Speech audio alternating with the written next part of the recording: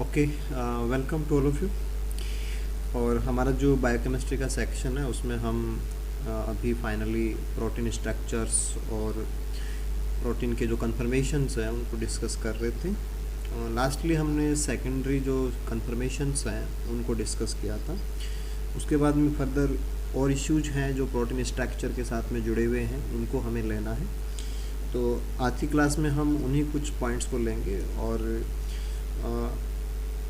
Particular अगर हम बात करें तो फंक्शनल जो स्ट्रक्चर होती है, जब भी कोई प्रोटीन वर्क करती है या वो अपनी वर्किंग कंडीशन में होती है, तो वो 3 डायमेंशनल स्ट्रक्चर ही होता है उसका। यानी कि this is native conformation. Native conformation ऐसे वर्ड भी आते हैं। और सिमिलरली जो स्टेबल कन्फर्मेशन होता है, मोस्ट स्टेबल जो कन्फर्मेशन होता है, वो भी हम इसी को बोलते हैं स्टेबल कन्फर्मेशन। स्टेबल का मतलब थर्मोडायनेमिकली स्टेबल, थर्मोडायनेमिकली स्टेबल। तो जब भी कोई प्रोटीन एग्जिस्ट कर रही होती है या नॉर्मली हम किसी प्रोटीन का मेंशन करते हैं, तो we are simply talking about stable conformation और नेटिव कन्फर्मेशन। ठीक है, तो थोड़ा सा इफ़ेक्टिव हो और आप लोग बहुत अच्छे से समझ पाएँ, इसलिए डायरेक्ट जो बुक है वहीं से हम आज की क्लास को ले रहे हैं। ठीक है, देखिए स्टार्टिंग में तो कोई ओवरव्यू के रिगार्डिंग कन्फर्मेशंस वगैरह हमने डिस्कस किए हैं, उनका कोई इशू नहीं आएगा। कुछ चीज़ें हैं जो आपको ध्यान देनी है, जैसे मैंने आपको अभी बताया कि नेटिव कन्फर्मेशन क्या होता है। ठीक है, एक सबसे बड़ी जो काफ़ी बड़ा जो पॉइंट है वो आपको हमेशा ध्यान रखना है कि जब भी कोई प्रोटीन अपना कन्फर्मेशन अटेंड करता है, हालांकि उसके पास प्राइमरी कन्फर्मेशन होता है, उसके बाद में सेकेंडरी कन्फर्मेशन आता है, देन आफ्टर वो टर्सरी कन्फर्मेशन को अटेंड करती है जब भी कोई प्रोटीन फाइनली फोल्ड होती है। ठीक है, तो फोल्डिंग के लिए या स्टेबलाइज करने के लिए मेनली जो फोर्सेज हैं they are largely weak interactions. ठीक है, वीक इंट्रैक्शंस में हमने देखा था कि जो सबसे इम्पोर्टेंट था दैट वाज हाइड्रोफोबिक इंट्रैक्शन।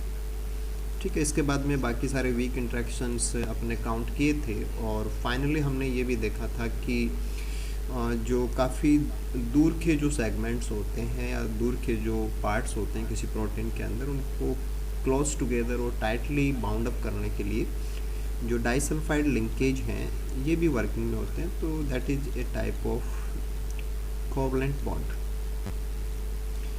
तो प्रोटीन को स्टेबलाइज करना, स्टेबलाइज का मतलब उसका टर्सरी कन्फर्मेशन। तो tertiary conformation is largely dependent on weak interaction. Weak interaction strong नहीं होते हैं, एनर्जी डिफरेंस वाइज स्ट्रॉन्ग नहीं होते हैं। क्योंकि देखो आप यहाँ से देख सकते हैं कि प्रोटीन का जो स्ट्रक्चर होता है जिसको हम स्टेबिलिटी के रूप में डिफाइन करना चाहें, तो tendency to maintain a native conformation, कि कोई प्रोटीन है वो जैसी है वैसी ही बना रहना चाहती है, तो ये उसका स्टेबिलिटी कहलाता है। कि जैसा हमने लिया वो सेम वैसा ही, जैसे आपने कोई एंजाइम लिया और वो एंजाइम जिस 3D में फंक्शन करता है सेम उसका 3D मेंटेन होता है, इसका मतलब वो स्टेबल कन्फर्मेशन है। और स्टेबल कन्फर्मेशन को ही हम नेटिव कन्फर्मेशन बोलते हैं। तो जो नेटिव प्रोटीन्स हैं आर ओनली मार्जिनली स्टेबल। ठीक है, बहुत ही एक काफ़ी इम्पोर्टेंट वर्ड हो जाता है कि आप इस चीज़ को समझें कि मार्जिनली स्टेबल हम किस चीज़ के लिए बोल रहे हैं। तो one is fully folded protein, one is fully folded protein. और फिर ये फुल्ली फोल्डेड प्रोटीन है ये पार्सली अनफोल्ड भी हो सकती है। अगर हम वीक इंट्रैक्शंस को डिस्टर्ब कर देंगे ना, तो that will be partially unfolded. तो वही प्रोटीन फुल्ली फोल्डेड भी हो सकती है, और अगर एनर्जी डिफरेंस हो तो वो पार्सली फोल्डेड भी हो सकती है। क्योंकि प्रोटीन को फोल्ड या स्टेबलाइज करने का काम वीक इंट्रैक्शन का है, और वीक इंट्रैक्शंस का जो एनर्जी डिफरेंस है वो बहुत थोड़ा सा होता है। ठीक है, तो जो सर सर हाँ, सर हाइड्रोजन बॉन्ड और हाइड्रोफोबिक में कौन सा स्ट्रांग रहता है सर? नहीं, हाइड्रोजन बॉन्ड और हाइड्रोफोबिक इंटरेक्शन में हाइड्रोजन बॉन्ड हाँ स्ट्रांग सर। होता है।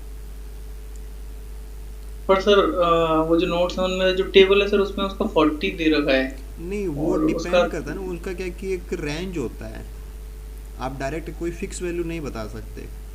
वो डिपेंड करता है कि जो हाइड्रोजन है वो किन दो इलेक्ट्रोनेगेटिव एटम्स के बीच में शेयर हो रहा है, और फिर एंगल का मैटर होता है। नो सर, वो वहाँ पर थोड़ा-सा रॉन्ग है, आपने हमको वो कट करके लिखवाया था, शायद हमसे नहीं कराया उस टेबल में।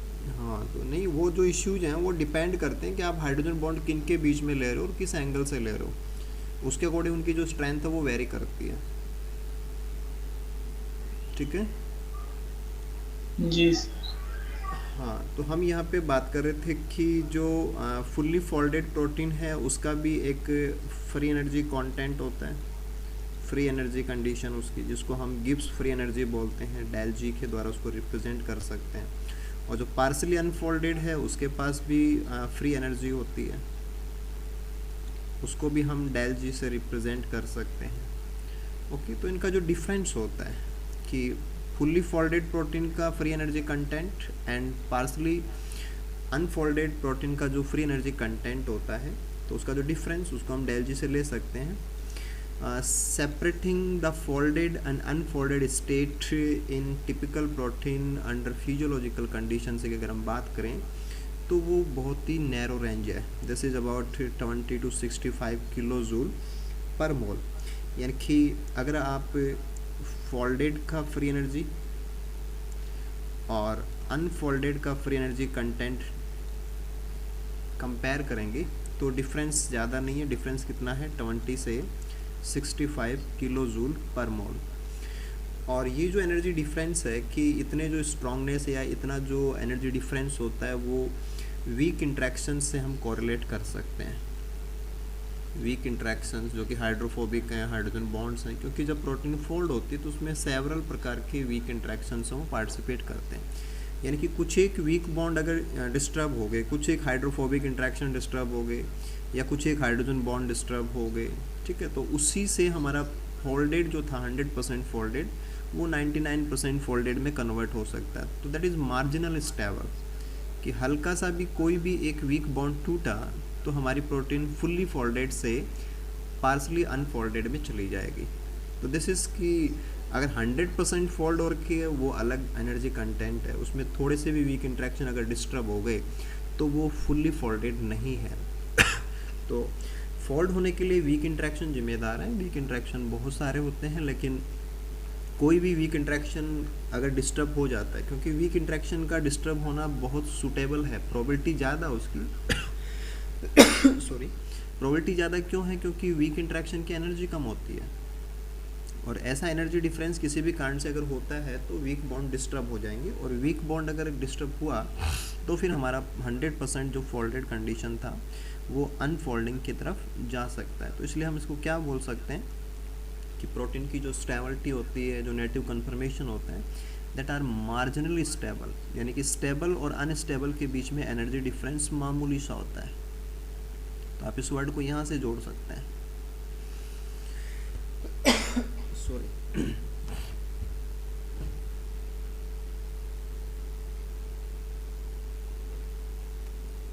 ठीक है, कोई भी जो पेप्टाइड होती है वो बहुत सारे कन्फर्मेशन अटेंड कर सकती है, assume countless different conformation, and as a result the unfolded state of a protein is characterized by high degree of conformational entropy। तो जो 100% फोल्ड है उसकी एंट्रोपी लोवेस्ट है।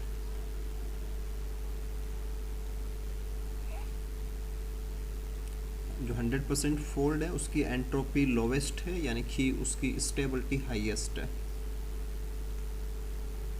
स्टेबिलिटी हाईएस्ट है।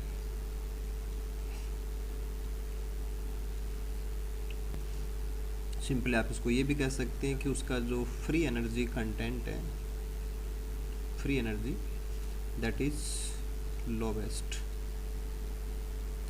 तो ये कुछ थर्मोडायनेमिक वर्ड्स हैं, उनको आपको ध्यान रखना है कि जब कोई प्रोटीन 100% फोल्ड हो गई है यानी कि उसमें जितने भी वीक इंट्रैक्शन पॉसिबल थे वो सारे उसमें एग्जिस्ट कर रहे हैं, वो ऑपरेट हो रहे हैं।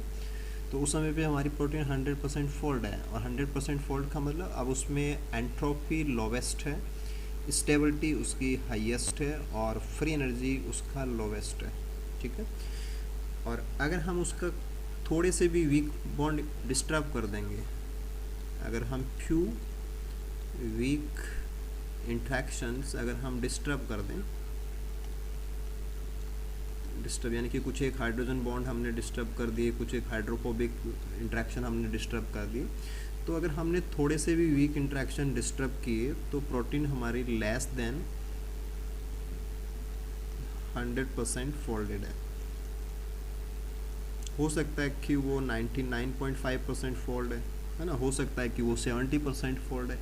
डिपेंड करता है कि आपने जो वीक, अब यहाँ पे भी आपको देखना है कि ऐसा नहीं कि आपने कहीं से भी एक हाइड्रोजन बॉन्ड को डिस्टर्ब किया तो एक हाइड्रोजन बॉन्ड का असर हर बार बराबर ही आएगा, कोई ज़रूरी नहीं। आपने कौन सी जगह का हाइड्रोजन बॉन्ड डिस्टर्ब किया उस पर डिपेंड करेगा। तो जब भी आप कोई भी वीक इंट्रैक्शन डिस्टर्ब करेंगे तो फोल्डिंग उसकी 100% से नीचे चली जाएगी, यानी कि वो अनफोल्ड हो रही है, अनफोल्डिंग। और जैसे ही वो अनफोल्डिंग की तरफ आप काउंट करेंगे तो उसमें जो एंट्रोपी है वो बढ़ गई है, एंट्रोपी इंक्रीज हो जाती है। और साथ में आप कह सकते हैं कि जो स्टेबिलिटी है वो डिक्रीज हो गई है, स्टेबिलिटी डिक्रीज हो जाती है। 100% फोल्डिंग से कंपेयर करेंगे आप, ये वैल्यू तब बता रहे हैं जब आप 100% से इसको कंपेयर कर रहे हो, तो वहाँ जो वैल्यू थी उनसे कम हो जाएंगी।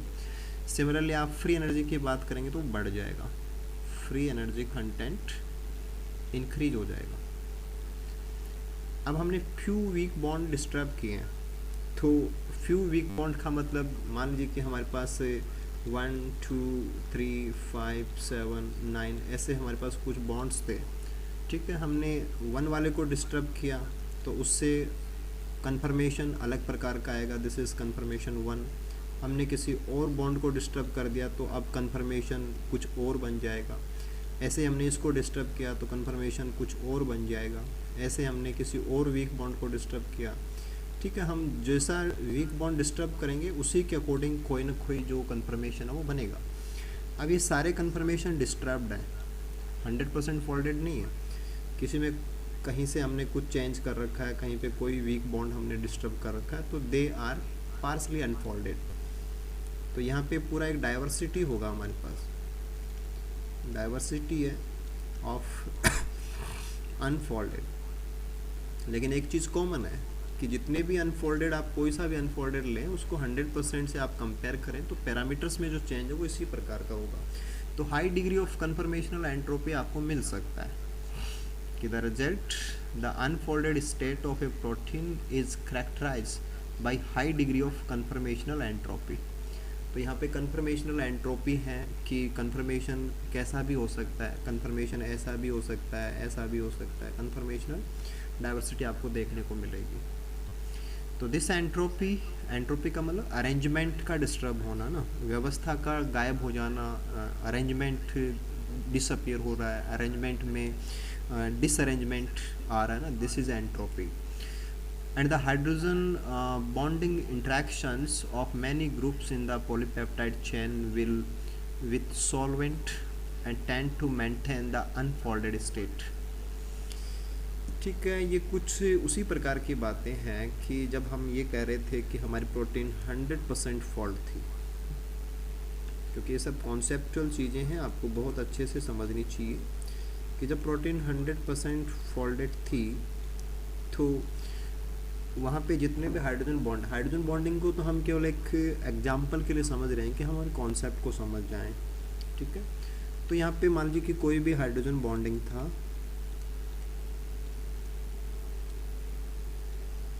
और वो हाइड्रोजन बॉन्डिंग 100% फोल्डिंग के लिए काम कर रहा था। हमने इसको पार्सली अनफोल्ड किया और पार्सली अनफोल्ड किया तो हाइड्रोजन बॉन्ड हमने डिस्टर्ब किया, हाइड्रोजन बॉन्ड को हमने डिस्टर्ब किया।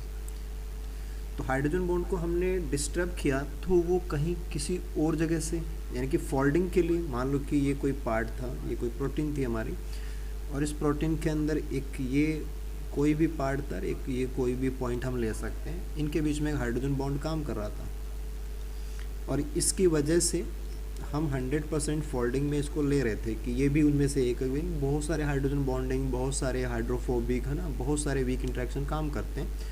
तो हमने एक बार समझने के लिए से कहा कि कोई एक वीक इंट्रैक्शन था जो प्रोटीन के अंदर था और उसकी वजह से 100% कन्फर्मेशन में उसका कंट्रीब्यूशन भी था।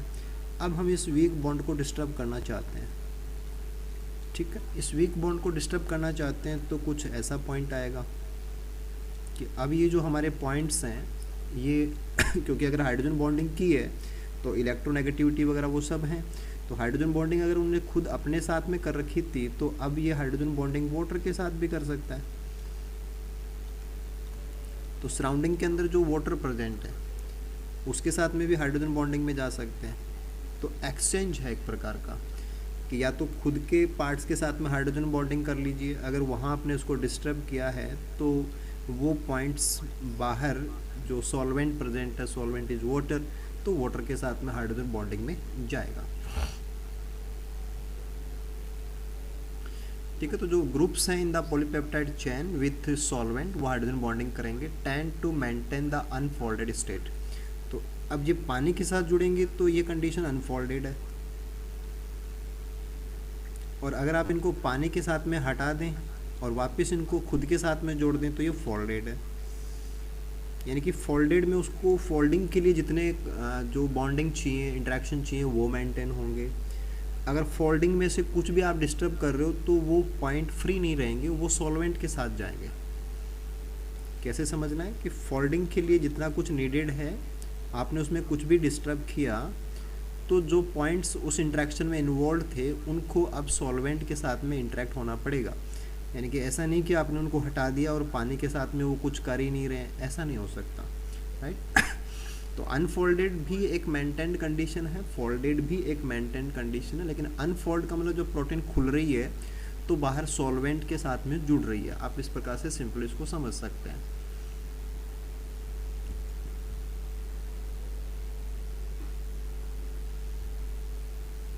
तो जो केमिकल इंट्रैक्शंस हैं that counteract these effects and stabilise the native conformation include disulphide bonds and weak interactions, जो हम पहले बात कर चुके हैं कि जब भी कोई प्रोटीन अपना 3D अटेन करता है तो उसमें दो ही बड़ी चीज़ें आती हैं, या तो डाइसल्फाइड बॉन्ड या वीक इंट्रैक्शन, जो कि नॉन कोवलेंट नेचर के होते हैं क्योंकि डाइसल्फाइड कोवलेंट नेचर का होता है, ठीक है। हाइड्रोजन बॉन्ड्स हैं, हाइड्रोफोबिक हैं, आयनिक इंट्रैक्शंस हैं, ये सब पार्टिसिपेट करते हैं। An appreciation of the role of these weak interaction is specially important for our understanding of how polypeptide chain fold into specific secondary and tertiary structure and how they combine with the other polypeptide to form quaternary structure.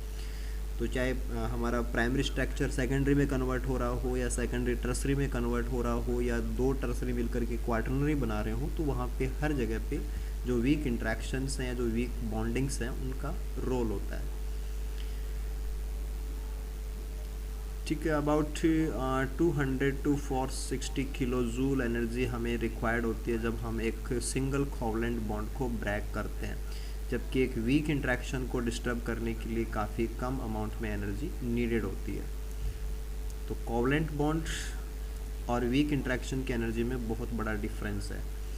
तो individual covalent bond that contribute to the native conformation of protein, कि जिनकी वजह से कोई protein अपने native conformation में रहती है, जैसे कि डाइसल्फाइड बॉन्ड्स हैं जो कि सेपरेट भागों को जोड़ने का काम करते हैं, are clearly much stronger than individual weak interaction, क्योंकि वो तो एनर्जी डिफरेंस है, हम बिल्कुल साफ समझ सकते हैं कि कोवलेंट कितने स्ट्रॉन्ग हैं, because they are so numerous. Weak वाले इंट्रैक्शंस हैं वो संख्या में बहुत ज़्यादा होते हैं, कमज़ोर तो हैं एनर्जी वाइज, तो देखो उनका एनर्जी कंटेंट बहुत कम है लेकिन संख्या बहुत ज़्यादा होती है। It is weak interaction that predominant as stabilizing force in protein structure. ये सबसे इम्पोर्टेंट लाइन है जो आपको ध्यान रखनी है कि प्रोटीन जब भी स्टेबलाइज होती है तो स्टेबलाइज करने के लिए सबसे इम्पोर्टेंट जो है दैट आज वीक इंट्रैक्शन दैट प्रोमिनेंट है, जो मोस्ट इम्पोर्टेंट है, ठीक है। In general the protein conformation with the lowest free energy, जिसका लोवेस्ट फ्री एनर्जी है that is the most stable conformation, is one with the maximum number of weak interaction. तो अगर किसी प्रोटीन में हमने मैक्सिमम कितने वीक इंट्रैक्शन हो सकते थे वो सारे हमने अप्लाई कर दिए, तो वो स्ट्रॉन्गेस्ट है, वो नेटिव कन्फर्मेशन है। सपोज आप ऐसे समझ सकते हैं कि कोई प्रोटीन है आपके पास, और इस प्रोटीन में आप मान लीजिए कि 1000 वीक इंट्रैक्शंस पॉसिबल हैं, ठीक है।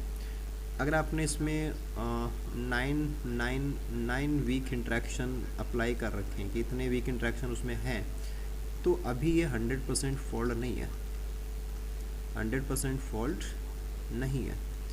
अगर हम इसके 100 सारे के सारे वीक इंट्रैक्शन 1000 हमने माने वो हम लगा दें इसमें, या वो अप्लाई हो रहे हैं या वो काम कर रहे हैं, तो ये 100% फॉल्ट है। और 100% फॉल्ट यानी कि मैक्सिमम जितने भी वीक इंट्रैक्शन पॉसिबल हैं वो सारे अगर इस्टेब्लिश हो गए तो वो 100% फॉल्ट है, और उसी को हम स्टेबल बोलते हैं। अगर कोई भी वीक इंट्रैक्शन अभी और उसमें बनाया जा सकता है या लग सकता है, तो अभी भी प्रोटीन हमारी और फोल्ड हो सकती है। आप इस चीज़ को ऐसे समझ सकते हैं, यानी कि एक भी हाइड्रोजन बॉन्ड अगर टूट गया तो प्रोटीन हमारी 100% फोल्ड नहीं है, वो अपने नेटिव कन्फर्मेशन में नहीं है। तो जब किसी प्रोटीन में जितने maximum number of weak interaction है सारे के सारे अगर प्रेजेंट होते हैं, तो वो अपने मोस्ट स्टेबल कन्फर्मेशन में होती है। तो वो मोस्ट स्टेबल है, maximum number of weak interaction उसमें अप्लाई हो चुका है, और उसका एनर्जी कंटेंट या फ्री एनर्जी लोवेस्ट है। तो lowest free energy most stable की होती है। और मोस्ट स्टेबल कब? जब जितने वीक इंट्रैक्शन उसमें हो सकते हैं वो सारे उसमें हो चुके हैं मैक्सिमम।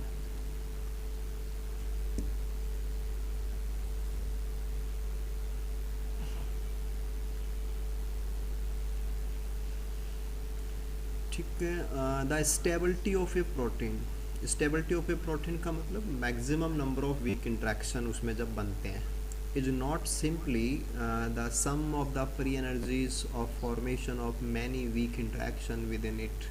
कि ऐसा नहीं कि जितने वीक इंट्रैक्शन उसमें हो सकते हैं सारे हमने जोड़ दिए तो वो स्टेबल हो गई। इसमें आपको थोड़ा और क्या समझना है, एवरी हाइड्रोजन बॉन्डिंग ग्रुप, जो भी हाइड्रोजन बॉन्डिंग में पार्टिसिपेट कर सकता है, in a folded polypeptide chain was hydrogen bonded to water prior to folding. यानी कि जब प्रोटीन फोल्ड हुई थी, और फोल्डिंग के लिए जो हाइड्रोजन बॉन्ड जिम्मेदार था, क्योंकि फोल्डिंग के दौरान हाइड्रोजन बॉन्ड बना है, जैसे आपने अभी जो डायग्राम लिया उसमें आपने ये कहा कि ये हमारा प्रोटीन पहले अनफोल्ड था और अब ये प्रोटीन फोल्ड हो जाता है, ठीक है। और जब प्रोटीन फोल्ड हुआ है तो उसके इन पॉइंट्स के बीच में हाइड्रोजन बॉन्ड बन चुका है, और उससे पहले इसके हाइड्रोजन बॉन्ड वाटर के साथ में थे। तो अनफोल्ड से जब प्रोटीन फोल्ड में गई थी, तो फोल्डिंग से पहले ना, प्रायर टू फोल्डिंग, फोल्डिंग में जाने से पहले, क्योंकि फोल्ड किसने किया? फोल्ड किया हाइड्रोजन बॉन्ड ने, कि अगर हाइड्रोजन बॉन्डिंग हो गया तो प्रोटीन हमारी फोल्ड हो गई थी ना। तो हाइड्रोजन बॉन्डिंग एक वीक इंट्रैक्शन है, कि एक वीक इंट्रैक्शन हुआ और हमारी प्रोटीन फोल्ड हो गई। तो वो वीक इंट्रैक्शन अगर बन गया तब तो हमारी प्रोटीन फोल्ड है, अगर वो नहीं बना था तो हमारी प्रोटीन अनफोल्ड थी। तो जब प्रोटीन अनफोल्ड थी उस समय पे जो वीक इंट्रैक्शन जो कि हम हाइड्रोजन बॉन्डिंग ले रहे हैं वो किसके साथ था? वाटर के साथ था, राइट। तो जब भी कोई प्रोटीन फोल्ड होती है उसमें हाइड्रोजन बॉन्डिंग की वजह से हम उसको फोल्ड करा रहे हों, तो हाइड्रोजन बॉन्डिंग जब वो होती है उससे पहले वो हाइड्रोजन बॉन्डिंग पानी के साथ चल रही होती है। तो हाइड्रोजन बॉन्डेड टू वाटर, यानी कि सिंपली आप ऐसे कह सकते हैं कि प्रोटीन को फोल्ड होने के लिए पानी के साथ में जो हाइड्रोजन बॉन्डिंग है वो तोड़नी पड़ेगी और खुद के पॉइंट्स के बीच में बनानी पड़ेंगी, तभी कोई प्रोटीन फोल्ड हो सकती है। And for every hydrogen bond formed in a protein, A hydrogen bond जो कि एक सिमिलर एनर्जी का होता है जो कि पानी के साथ था, between the same group and water was broken. तो जब तक पानी से उसका कनेक्शन नहीं कटेगा तब तक हम उसके सेल्फ कनेक्शन नहीं कर सकते। बिल्कुल सिंपल आप ऐसे समझ सकते हो कि किसी चीज़ को हम फोल्ड करना चाहते हैं तो फोल्डिंग से पहले वो अनफोल्ड है, और अनफोल्ड भी एक स्टेबल कन्फर्मेशन होता है, लेकिन उसकी फ्री एनर्जी ज़्यादा होती है, तो हम उससे भी कम फ्री एनर्जी का कोई फोल्डिंग बनाना चाहते हैं, तो जहाँ जहाँ से वो जुड़ा है वहाँ वहाँ से उसको हटाना पड़ेगा। और उस समय पे वो पानी से जुड़ा है, तो पानी के साथ में जो भी उसकी वीक इंट्रैक्शंस हैं वो सारी हमें डिस्टर्ब करनी पड़ेंगी। तो द नेट कि पानी के साथ में कनेक्शन तोड़, एक हाइड्रोजन बॉन्ड पानी के साथ में था, वो आपने तोड़ा और खुद का बना दिया, तो हाइड्रोजन बॉन्ड तोड़ा और हाइड्रोजन बॉन्ड बना दिया, तो एनर्जी का डिफरेंस तो कोई ज़्यादा नहीं है। सिमिलर स्ट्रेंथ है एनर्जी की, कि पहले भी हाइड्रोजन बॉन्ड उसने पानी के साथ बना रखा था, अब आपने उसका खुद के साथ बना दिया, तो हाइड्रोजन बॉन्ड तोड़ा, हाइड्रोजन बॉन्ड बना दिया, तो एनर्जी का अंतर तो बहुत बड़ा नहीं आया ना, एनर्जी डिफरेंस तो उतना ही है। So the net stability contributed by a given weak interaction or the difference in the free energy of the folded and the unfolded may be close to zero। कि folded की free energy और unfolded की free energy उसमें energy difference या free energy difference zero के आसपास होता है। तो क्या आप बता सकते हैं कि ये जीरो तो नहीं होता ना, एग्जैक्ट जीरो तो नहीं होता?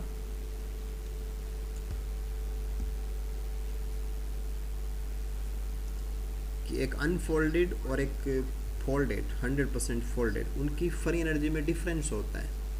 तो फ्री एनर्जी में डिफरेंस हो, चाहे वो मामूली सा भी डिफरेंस हो, डिफरेंस होना ज़रूरी है, अदरवाइज हम उसको नेगेटिव या स्टेबल कन्फर्मेशन नहीं बोल सकते। और फिर फोल्डिंग और अनफोल्डिंग के लिए हमने एक बॉन्ड जो हाइड्रोजन बॉन्ड था उसको हमने तोड़ा और सेम हाइड्रोजन बॉन्ड बनाया, तो हाइड्रोजन बॉन्ड की स्ट्रेंथ तो ज़्यादा नहीं होती है, सिमिलर ही है ना, दोनों हाइड्रोजन बॉन्ड, जो तोड़ा उसकी एनर्जी और जो नया बनाया उसकी एनर्जी वो तो लगभग बराबर ही है।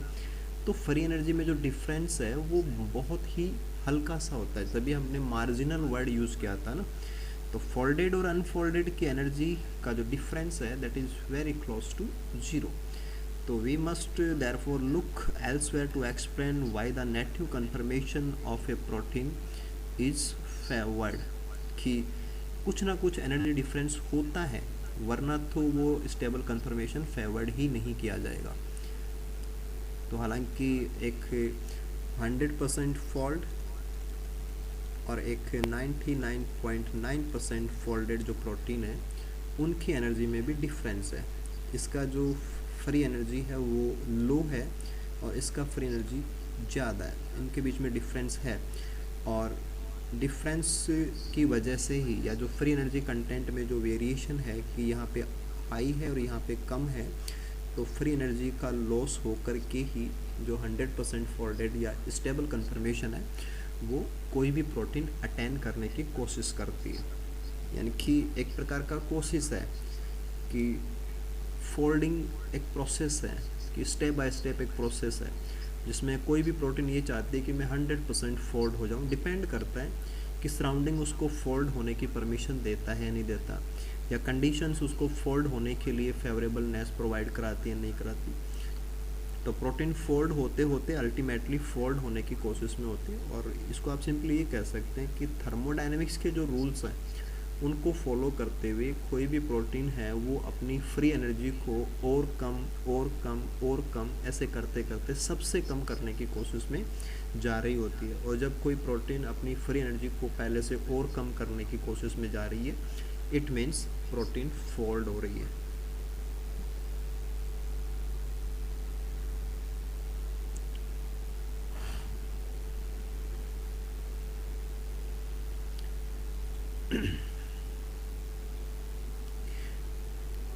ठीक है, कंट्रीब्यूशन जो होता है वीक इंट्रैक्शंस का प्रोटॉन स्टेबिलिटी में वो हम पहले डिस्कस कर चुके हैं। Pure water contains a network of hydrogen bonded H2O molecule, की जब 100% पानी होता है तो पानी खुद के साथ हाइड्रोजन बॉन्डेड होता है, और नो अदर मॉलिक्यूल है the hydrogen bonded potential of water and other molecules present in aqueous solution disturb the hydrogen bonding of water. तो अगर 100% वाटर है तो उसमें मैक्सिमम हाइड्रोजन बॉन्डिंग हो रखी होती है। अगर हम कुछ भी उसमें मिलाएंगे तो कोई ना कोई जो पानी के साथ हाइड्रोजन बॉन्डिंग वो डिस्टर्ब ज़रूर होगा। तो विदाउट डिस्टर्बिंग पानी के अंदर हम कुछ भी डिज़ोल्व नहीं कर सकते, या पानी के अंदर हम कुछ भी इस्टेब्लिश नहीं कर सकते। तो अगर हमने पानी में कुछ भी जोड़ा है तो पानी का खुद से जो कनेक्शन था वो हटा है, यानी कि खुद के जो हाइड्रोजन बॉन्ड थे वो कम हुए हैं। तो when water surrounds A hydrophobic molecule, जो हाइड्रोफोबिक हैं उनको पानी रिपेल करता, उनके चारों तरफ पानी का एक अनऑर्डर्ड लेयर बन जाएगा, ठीक है ना। The optimal arrangement of hydrogen bonded results in a highly structured shell, जिसको हम बोलते हैं solvation layer of water in the immediate vicinity. मान लीजिए कि आपने यहाँ पे कोई हाइड्रोफोबिक पार्टिकल यूज़ किया और उसके बाहर पानी है, और ये सारा पानी ऑर्डर्ड वाटर है, ऑर्डर्ड वाटर, और इस ऑर्डर्ड वाटर के जो हमने हाइड्रोफोबिक पार्ट लिया उसके जस्ट बाहर जो पानी है वो अनऑर्डर्ड है, दिस इज अनऑर्डर्ड वाटर।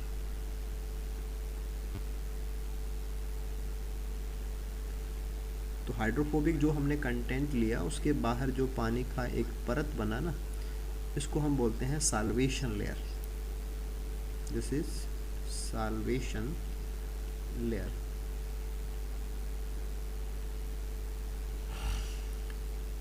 तो the increased order of the water molecules in the solvation layer correlate with an unfavorable decrease in the entropy of the water। तो पानी जितना डिस्टर्ब होगा, क्योंकि ये अनऑर्डर्डनेस है ना, तो this is the disturbed water. Simply आप क्या कह सकते हैं, इट इज़ डिस्टर्ब्ड वाटर। अगर आप उसमें इसको नहीं डालते या ये कोर इसमें नहीं होता तो पानी डिस्टर्ब नहीं था, पानी 100% हाइड्रोजन बॉन्डेड था सेल्फ के साथ में।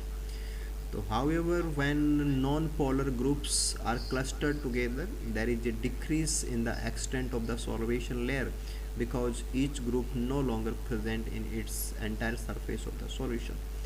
तो अगर आप ऐसे दो पार्टिकल लेते हैं जो हाइड्रोफोबिक हैं तो वो दो जगह पे पानी को प्रॉब्लम देंगे, यानी कि अनऑर्डर्ड पानी की दो जगह पे परतें बनेंगी, तो पानी को दो जगह पे प्रॉब्लम होगी, फर्स्ट पॉइंट पे प्रॉब्लम हो रही है, सेकंड पॉइंट पे प्रॉब्लम हो रही है। तो ऐसी कंडीशन में पानी क्या करेगा, अपने इस साल्वेशन लेयर को डिक्रीज करने के लिए इन दोनों को एक साथ मर्ज कर देगा।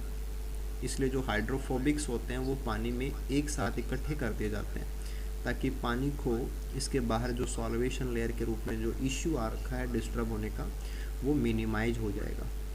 तो पानी अपने ऑर्डर्डनेस को बढ़ाने के लिए, सिंपली आप कैसे समझें कि कोई भी पानी में अगर आता है तो उस पानी को उससे दिक्कत हो रही है कि पानी का जो ऑर्डर्डनेस है वो अनऑर्डर्डनेस में कन्वर्ट हो रहा है, और पानी अपने आप को ऑर्डर्ड रखना चाहता है, वो अपने अनऑर्डर्डनेस को डिक्रीज करना चाहता है। तो स्पेशली जो हाइड्रोफोबिक्स हैं वो जितने ज़्यादा क्लोज पैक करते जाएंगे, उनको जितना पानी इकट्ठा कर देगा एक जगह पे, पानी को उतना ही कम साल्वेशन लेयर फेस करना पड़ेगा, पानी को उतना ही कम अनऑर्डर्ड लेयर का सामना करना पड़ेगा। तो पानी अपने ऑर्डर्ड कंडीशन को मेंटेन करने के लिए, यानी कि पानी अपनी सेल्फ एंट्रोपी को मेंटेन करने के लिए, एंट्रोपी डिक्रीज हो रही है ऑफ वाटर, कि जब हम उसमें कुछ ऐड करते हैं तो एंट्रोपी इंक्रीज होती है, और पानी अपनी एंट्रोपी को डिक्रीज करने के लिए जिन्होंने दिक्कत दी उन दिक्कत देने वाली चीज़ों को वो ऐड कर देता है, क्लस्टर कर देता है। तभी आपने कहा था कि जो हाइड्रोफोबिक अमीनो एसिड्स हैं वो प्रोटीन के कोर के अंदर बरीड कर दिए जाते हैं ताकि बाहर पानी है, पानी को दिक्कत कम होनी चाहिए, पानी अपनी एंट्रोपी को मिनिमम करना चाहता है। तो पानी भी स्टेबल रहना चाहता है, प्रोटीन भी स्टेबल रहना चाहती है। तो दो चीज़ें हैं, दो सिस्टम है, एक वाटर एक पेप्टाइड। तो पेप्टाइड भी स्टेबल होना चाहती है तो आप उसके रिगार्डिंग सोचेंगे, और पानी भी स्टेबल रहना चाहता है तो पानी अपने स्टेबल रहने के इशू को सोल्व करता है हाइड्रोफोबिक इंट्रैक्शन से, कि वो हाइड्रोफोबिक इंट्रैक्शन करेगा तो साल्वेशन लेयर को वो डिक्रीज कर देता है। ठीक है, बातें समझ पा रहे हैं आप लोग?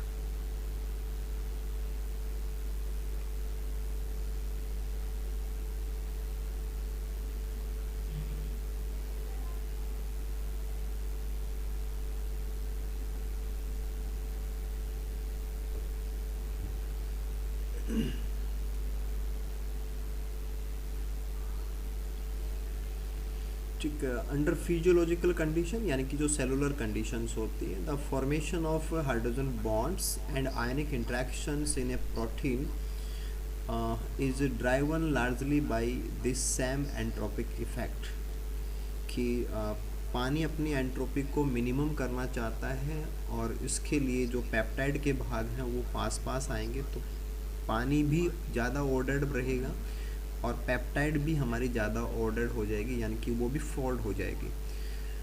Polar groups can generally form hydrogen bond with water and hence are soluble in water, ठीक है ना। पोलर, क्योंकि पोलर के पास चार्ज की प्रॉपर्टीज हैं तो वो पानी की तरफ होंगे क्योंकि हाइड्रोफिलिक है, ठीक है। However the number of hydrogen bonds per unit mass is generally greater for pure water than for any other liquid और सॉल्यूशन, कि 100% वाटर इसमें नंबर ऑफ हाइड्रोजन बॉन्ड ज़्यादा है, हाई। अगर हम 100% वाटर की जगह पे हम इसमें वाटर प्लस पोलर ग्रुप कर दें, वाटर प्लस पोलर ग्रुप्स, तो हालांकि पोलर ग्रुप से भी वाटर, यहाँ पे तो क्या था कि वाटर के साथ में हाइड्रोजन बॉन्ड कर रहा है और यहाँ पे वाटर का पोलर के साथ में हाइड्रोजन बॉन्डिंग है, तो फ़र्क तो नहीं पड़ना चाहिए क्योंकि यहाँ पे भी हाइड्रोजन बॉन्ड था और यहाँ पर भी हाइड्रोजन बॉन्ड है।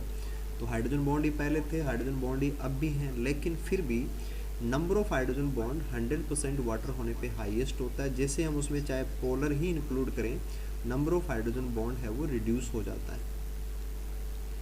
मीन्स 100% वाटर ज़्यादा स्टेबल है, उसकी फ्री एनर्जी कम है, अगर हम उसमें कुछ भी मिला रहे हैं तो उसमें कुछ ना कुछ इंक्रीजमेंट आ जाएगा। And there are limits of the solubility of even the most polar molecule as their presence causes a net decrease in hydrogen bonding per unit mass। तो जो चीज़ पानी में घुलती है या पानी में जो रिटेन कर सकती है उसकी भी एक लिमिट हो जाएगी कि आप उस लिमिट से ज़्यादा उसमें उसको डिज़ोल्व नहीं कर सकते या पानी के अंदर उसको रिटेन नहीं कर सकते। पानी के अंदर पानी को कितना ऐड कर सकते हो और पानी के अंदर कोई भी दूसरी चीज़ जो कि पोलर है उसको कितना ऐड कर सकते हो, उसमें क्या डिफरेंस है वो आप इस चीज़ से समझ सकते हो। तो therefore a solvation shell of structured water का मतलब ordered water will also form to some extent around polar molecule. तो जो पोलर मॉलिक्यूल हैं हालांकि वो पानी के साथ में हाइड्रोजन बॉन्डिंग करते हैं, फिर भी जो उनके बाकी जो भाग हैं, बाकी जो केमिस्ट्री है उसकी वजह से अनऑर्डर्ड वाला जो सिचुएशन है वो वहाँ पे होगा। तो even though the energy of formation of an intramolecular hydrogen bond और ionic interaction between two polar groups in a macromolecule is largely cancelled out by the elimination of such interaction between the same group and water, the release of structured water when the intramolecular interaction is formed provides an entropic driving force for folding। बहुत ही बेहतरीन line है, आपको इसे समझना चाहिए। देखिए यहाँ पे क्या बताया गया है कि even though the energy of formation and intramolecular hydrogen bond, कि पेप्टाइड अपने ही एक भाग का दूसरे भाग के साथ में हाइड्रोजन बॉन्डिंग कर रही है या वहाँ पे एक पॉइंट दूसरे पॉइंट के साथ आयनिक इंटरेक्शन कर रहा है, ठीक है, of to polar groups in a macromolecule. तो मैक्रोमोलिक्यूल का मतलब आप प्रोटीन ले लीजिए, तो एक प्रोटीन के दो भाग उनके बीच में हाइड्रोजन बॉन्डिंग हो रही है या आयनिक इंटरेक्शन हो रहा है, is largely cancelled out by the elimination of such interaction between the, कि इसके बराबर आपको क्या चीज़ लेनी है या इसके इक्वलेंट आपको क्या लेना है, between the same groups and water। तो इंट्रामोलिकुलर होगा तो वो खुद के साथ में इंटरेक्ट हो रहा था या उससे पहले वो पानी के साथ इंटरेक्ट हो रहा था, तो पानी के साथ हाइड्रोजन बॉन्डिंग होगी या पानी के साथ आयनिक इंटरेक्शन होगी। The release of structured water, कि जैसे ही वो पानी के साथ जुड़ा था तो पानी को कोई ना कोई इशू था, पानी के साथ एक स्ट्रक्चर्ड वाटर यानी कि सॉल्वेशन लेयर बन रही थी, सॉल्वेशन लेयर पानी के साथ बन रही थी। When the intramolecular interaction is formed, जब वो अपने साथ इंट्रैक्शन करता है, provides N entropic driving force, तो वो ताकत मिलेगी जिससे फोल्डिंग हो सकती है या जिससे फोल्डिंग हो सकती है।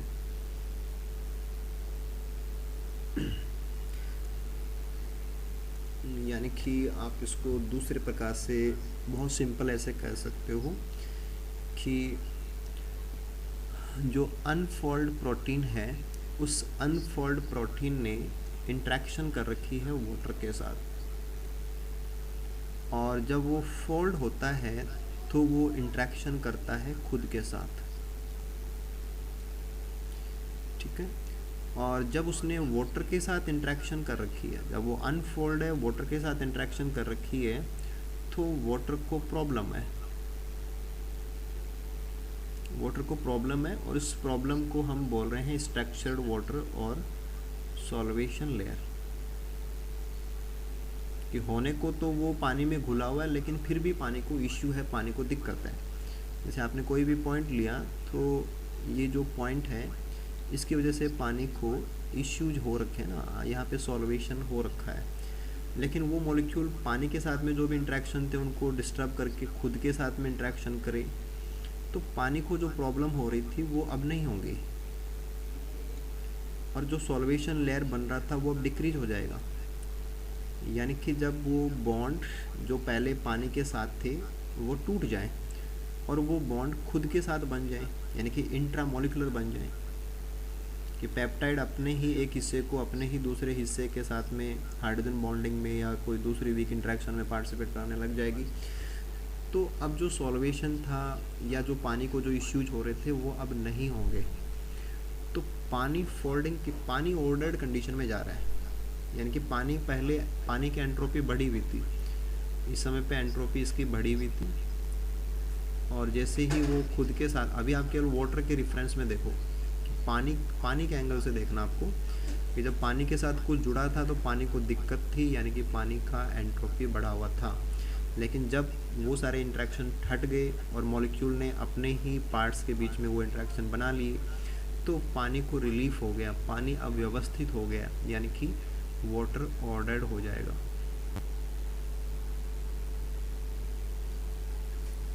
और पानी खुद ऑर्डर्ड होना चाहता है। इसको बहुत ही सीरियसली आपको ऐसे समझना चाहिए कि हम जिन चीज़ों को पढ़ रहे हैं ये लाइफ साइंस है, और यहाँ पे हम मैक्रोमोलिक्यूल्स और प्रोटीन को डिस्कस कर रहे हैं, और ये मैक्रोमोलिक्यूल्स लिविंग सिस्टम्स में काम करते हैं, फंक्शन करते हैं, और लाइफ के लिए काम करते हैं, और लाइफ इस प्लेनेट के ऊपर बहुत पहले से आ रखी है, और वाटर बेस्ड है, यानी कि सिस्टम को चलाने के लिए और सिस्टम को ग्लोब के ऊपर लाने के लिए, लाइफ को लाने के लिए पानी ने बहुत स्टार्टिंग से वर्क कर रखा है, यानी कि evolution is water based, water system based है सारा का सारा। तो पानी खुद ऑर्डर्ड रहना चाहता है, और पानी खुद ऑर्डर्ड रहे इसके लिए उसने जो चीज़ पानी से जुड़ सकती है उसको उसने अपने साथ ना जोड़ करके, जो मॉलिक्यूल था, मॉलिक्यूल के ही दो भागों को आपस में जुड़ने के लिए टेंडेंसी उसको दी है, तो उसकी वजह से फोल्डिंग, यानी कि पानी खुद फोल्ड होना चाहता है, यही ताकत है कि पानी खुद अनफोल्डिंग से फोल्डिंग, यानी कि अनफोल्डिंग फोल्डिंग ये तो हम प्रोटीन के लिए लगाते हैं, है ना, ऐसे वर्ड तो हम प्रोटीन के फोल्ड और अनफोल्ड उसके लिए बताते हैं, लेकिन हम चलो इसको हम हटा करके सिंपली वैसे कह देते हैं कि दिस इज वाटर का ऑर्डर्ड एंड अनऑर्डर्ड, कि पानी जब अनऑर्डर्ड है तो वहाँ से वो ऑर्डर्ड होना चाहता है, और हम ये कह रहे हैं कि पानी के अंदर हमने हाइड्रोफोबिक डाला तो वो बहुत ज़्यादा अनऑर्डर्ड हो जाता है, अगर हम उसमें पोलर डालते हैं तो भी वो कुछ ना कुछ अनऑर्डर्ड हो जाता है, और उस कुछ ना कुछ को हम क्या बोल रहे हैं, सॉल्वेशन लेयर बोल रहे हैं, ठीक है। तो पानी को ज़रा सी भी दिक्कत ना हो वो यही चाहता है, यानी कि वो हाईली ऑर्डर्ड होना चाहता है, और हाईली ऑर्डर्ड होने की उसकी जो टेंडेंसी है यही वो पावर है कि पानी खुद ऑर्डर्ड होना चाहता है, इसलिए पानी के अंदर जो भी है या जो भी मैक्रोमोलिक्यूल हमने लिया वो फोल्ड हो जाता है। तो फोल्डिंग क्यों हो रही है? ये तो है कि भाई प्रोटीन खुद फोल्ड होना चाहती है क्या? ऐसा नहीं है, पानी खुद बहुत ज़्यादा रिलैक्स रहना चाहता है, पानी खुद ऑर्डर्ड रहना चाहता है, इसलिए उसमें जो भी डला हुआ है वो फोल्ड हो जाता है। समझ सकते हैं हाउ मच पावरफुल कि वो एंट्रोपिक ड्राइविंग फोर्स प्रोवाइड करा रहा है, जिसकी वजह से कोई भी मैक्रोमोलिक्यूल फोल्ड हो जाता है। कि पानी अपनी एंट्रोपी को रिड्यूस, अनऑर्डर्ड है तो उसकी एंट्रोपी बढ़ी हुई है और ऑर्डर्ड होने पे एंट्रोपी कम हो जाती है। तो ये एंट्रोपिक एनर्जी का डिफरेंस ही तो है जो फोल्डिंग के लिए ताकत है, ये फोल्डिंग को लाता है, driving force for folding.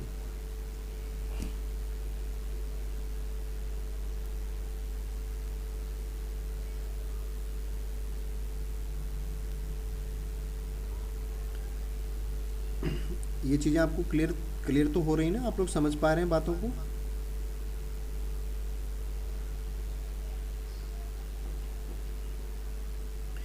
Okay ना।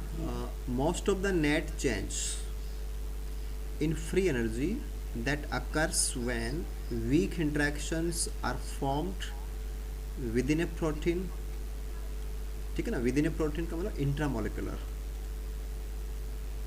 Intramolecular is therefore derived from the increased entropy in the surrounding aqueous solution resulting from the burial of hydrophobic surfaces। तो जो हाइड्रोफोबिक चीज़ें हैं, पानी को सबसे ज़्यादा जो इश्यू होता है वो हाइड्रोफोबिक से होता है, और हाइड्रोफोबिक को अगर बरी कर दिया जाए, अंदर दबा दिया जाए, तो ये सबसे इम्पोर्टेंट फैक्टर होगा किसी भी मैक्रो मॉलिक्यूल का। फोल्डिंग नहीं बोल रहे आप यहाँ पे, फोल्डिंग ना बोलें आप यहाँ पे, क्या बोलें, weak interactions are form within a protein. तो वो खुद के साथ में वीक इंट्रैक्शन करता है तो वही तो फोल्डिंग है ना, कि इंट्रामोलिकुलर पानी के साथ जुड़ेगा तो वो अनफोल्डिंग है, खुद के साथ जुड़ेगा तो फोल्डिंग है। और ये एक बड़ा फोर्स है कि weak interactions are form within a protein itself rather than water.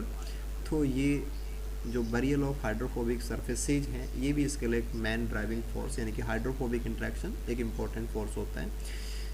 This more than counter balances, कि ये जो इशू था या पानी का जो अनऑर्डर्डनेस था उसको कितना ऑर्डर्डनेस में कन्वर्ट करा था उसके रेफरेंस के अंदर। The large loss of conformational entropy as a polypeptide is constant into a single folded conformation। तो एक सिंगल फोल्डेड कन्फर्मेशन में जब कोई प्रोटीन अपने आप को अटेन करती है तो ये जो एनर्जी डिफरेंस है ये पानी को जितना अनऑर्डर्ड फेस हो रहा था उससे कहीं ज़्यादा होता है, यानी कि एनर्जी डिफरेंस होना चाहिए, फोल्डेड प्रोटीन का एनर्जी कम होना चाहिए, तभी प्रोटीन नेटिव कन्फर्मेशन में इस्टेब्लिश हो पाती है। तो यही बात निकल के आ रही थी कि हाइड्रोफोबिक इंट्रैक्शन जो होती हैं are largely clearly important in stabilizing a protein conformation. The interior of a protein is generally a densely packed, कि प्रोटीन का जो कोर होता है वहाँ पे आपको क्या मिलेंगे, of hydrophobic amino acid side chains. तो मोस्टली जो क्वेश्चंस आते हैं प्रोटीन स्ट्रक्चर, प्रोटीन स्टेबिलिटी के, वो इस कॉन्सेप्ट के ऊपर बेस्ड होते हैं कि पानी को जो रिलीफ है उस रिलीफ के चलते जो हाइड्रोफोबिक साइड चेन्स होती हैं प्रोटीन्स की, वो सतह पे ना होकर के कोर के अंदर बरीड कंडीशन में पाई जाती हैं। It is also important that any polar और charge groups in the protein interior have suitable partner for hydrogen bonding और आयनिक इंट्रैक्शन। अदरवाइज ये चीज़ें सरफेस पे होनी चाहिए। It is also important that any polar, कि कोई भी पोलर हो या कोई भी चार्ज हो वो भी कोर में हो सकता है, लेकिन कब, जब उसका सूटेबल पार्टनर वहाँ पे हो। Have suitable partner for hydrogen bonding के लिए पार्टनर हो सकता है, या वो आयनिक इंट्रैक्शन के लिए पार्टनर हो, यानी कि उसको वहाँ रोकने के लिए कोई होना चाहिए, वरना वो पोलर या चार्ज वाले इंटीरियर में रुकेंगे नहीं, थर्मोडायनेमिकली वो फेवरेबल नहीं है। तो इंटीरियर के अंदर हाइड्रोफोबिक धकेले जाते हैं वो पानी की वजह से, और इंटीरियर के अंदर चार्ज वाले या पोलर वाले भी मिल सकते हैं, लेकिन कब, जब उनके लिए एक सूटेबल पार्टनर प्रेजेंट हो। तो पिछली क्लास में आप एक क्वेश्चन के बारे में वरीड थे, उनको डिस्कस करने की कोशिश कर रहे थे, तो वो चीज़ें आपको यहाँ से जोड़ देती हैं कि आप इन सारी कॉन्सेप्ट को अप्लाई करें तो आपको वो चीज़ें और क्लियर समझ में आ सकती हैं।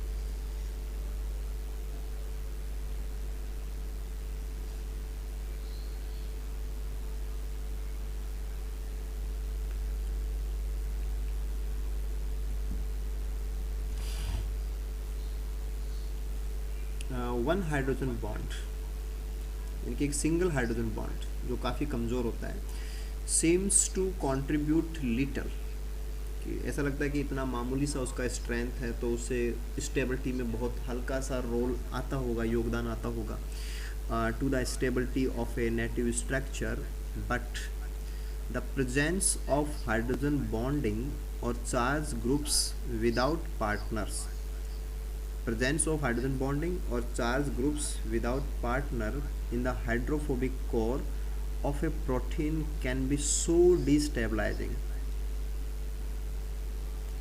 यानी कि प्रोटीन की जो 3D है वो उसमें इतनी प्रभावित हो जाती है, डिस्टेबलाइज हो जाती है, that conformations containing these groups are often thermodynamically untenable, कि वो नेटिव कन्फर्मेशन से थोड़े से ज़्यादा एनर्जी रखते हैं, फ्री एनर्जी वाली।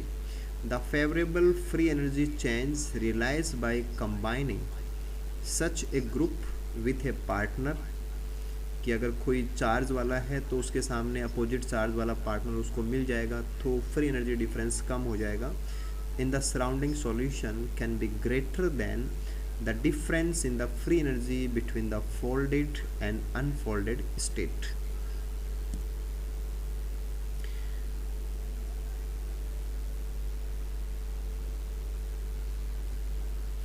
देखो कोई चार्ज वाला है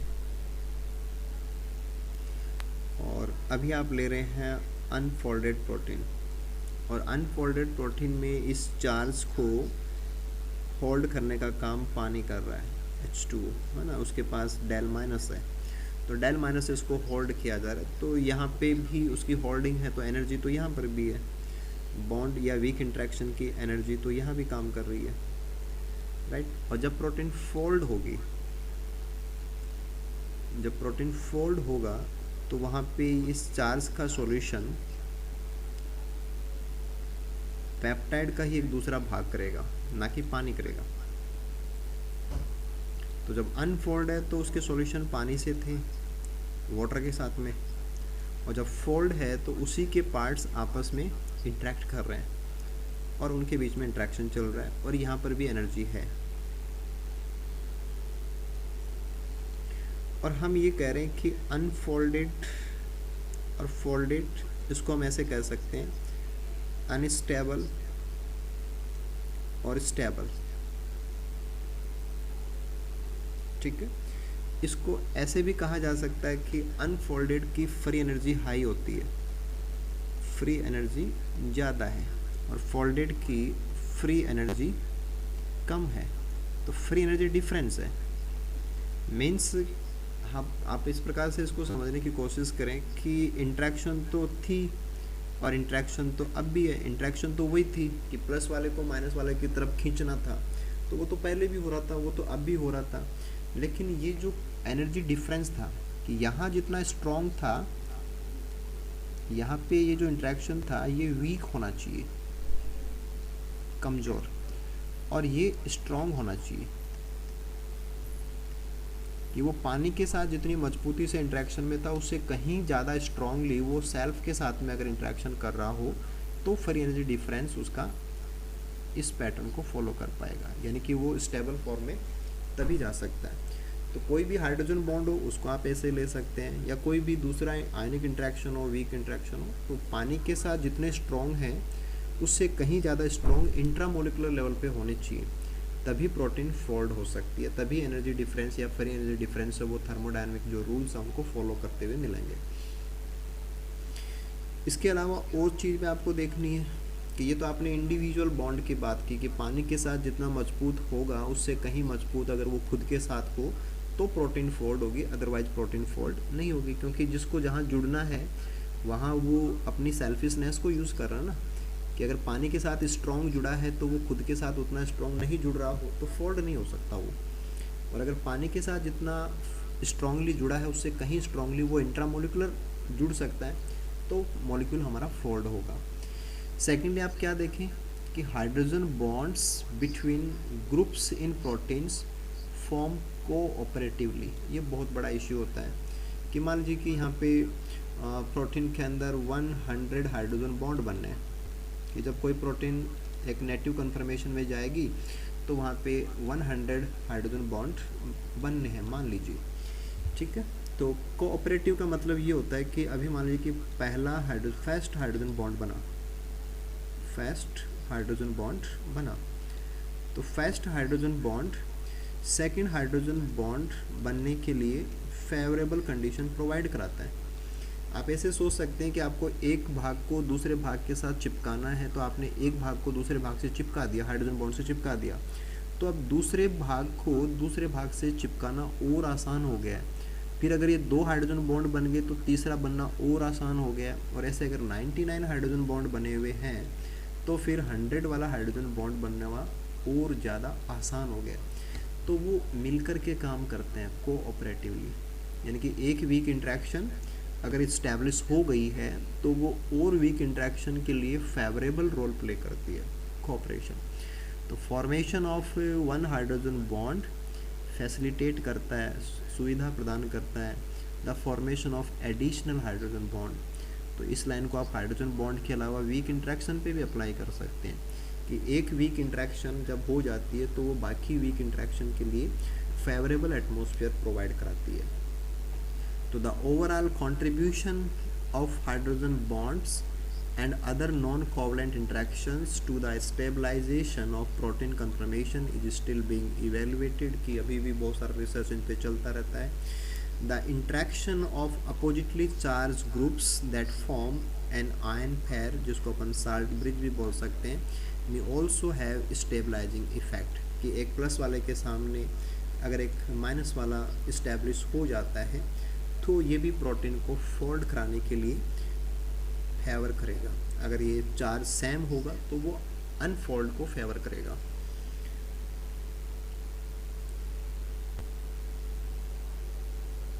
तो most of the structural patterns, हाँ बोलिए सर। ये जो साल्ट ब्रिज का फॉर्मेशन होगा इसका एनवायरनमेंट कैसा होगा?